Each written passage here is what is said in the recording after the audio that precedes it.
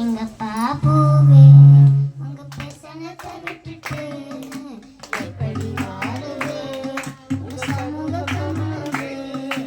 எங்க பாப்புவே உங்க பிரசனத்தை விட்டுட்டு எப்படி வாழுவே உங்க சமூகத்தை முழுவே.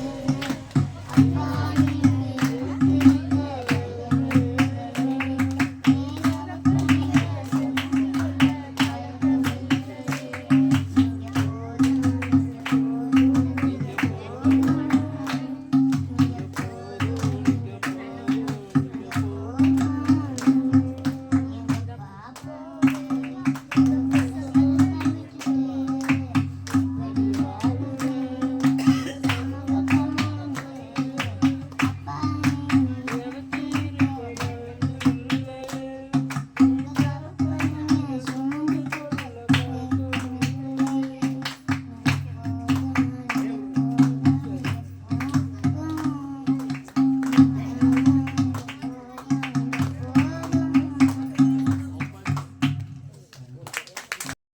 ஒரே ஒரு டைம் தான் இங்கே வந்திருக்கேன் சபைக்கு. இப்போ அடுத்த டைம் இப்போ வந்திருக்கேன்.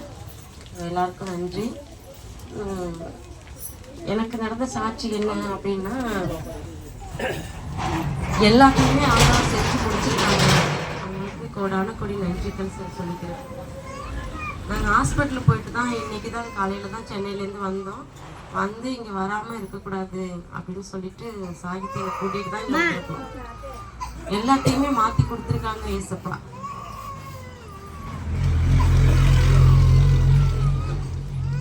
எப்படி இன்னைக்கு உயிரோட இங்க இருக்கிறதுக்கு காரணமே ஆண்டவர் ஏசப்பா மட்டும்தான். யாரையுமே நம்பல, ஆண்டவர் மட்டும்தான் நம்புறோம்.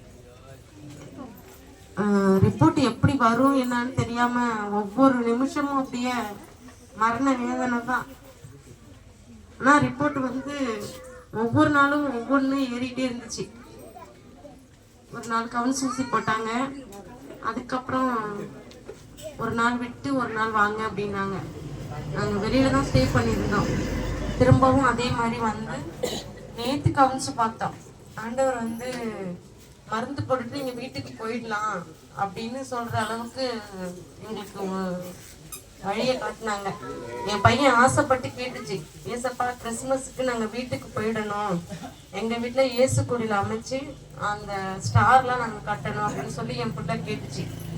அதே மாதிரி ஏசப்பா காலையிலேயே நேற்று எங்கள் டாக்டர் சொன்னாங்க, நீங்கள் மருந்து போட்டுட்டு வீட்டுக்கு போயிடலாம், கவுன்சிலாம் நல்லா இருக்கு அப்படின்னு சொல்லி எங்களை வீட்டுக்கு அனுப்பி வச்சுட்டாங்க. அதாவது எதையுமே மாற்ற முடியாததுலாம் நடந்துட்டு இருக்கு. ஹாஸ்பிட்டலில் பார்க்குறப்ப ஒவ்வொரு நாளும் பயம், அப்படியே அங்கே நடக்கிறது நமக்கு நடந்துருமோ என்னவோ அப்படின்ட்டு. ஆனால் ஏசப்பா விடவே இல்லை எங்களை. என்னவோ நம்ம தலையில வந்து என்னவோ இறங்குன மாதிரி இருந்துச்சு எனக்கு. ஆனா என்ன இறங்குனுச்சுன்னு தெரியல.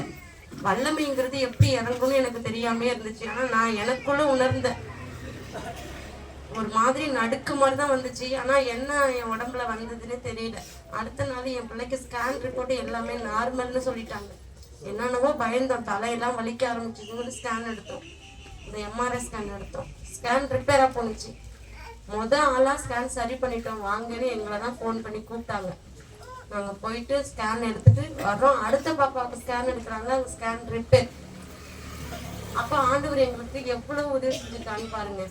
நான் வந்து இந்த எடுத்துக்காட்டெல்லாம் சொல்லவே இல்லை, எனக்கு நடந்ததை நான் சொல்றேன். ஆண்டவருடைய பெருமை, ஆண்டவருடைய மகிமை, அவருடைய அற்புதம், அவருடைய அதிசயத்தை நான் கண்ணால உணர்ந்தேன். ஒவ்வொரு நாளும் பயம்தான். ஐயோ என்னவா இப்படி வரப்போகுது, என்ன வரப்போகுதுன்னு தெரியலன்னு சொல்லி பயந்துட்டே இருப்பேன். அந்த டாக்டர் யாரையுமே பழைய பேஷண்ட்லாம் பார்க்கவே மாட்டாங்க.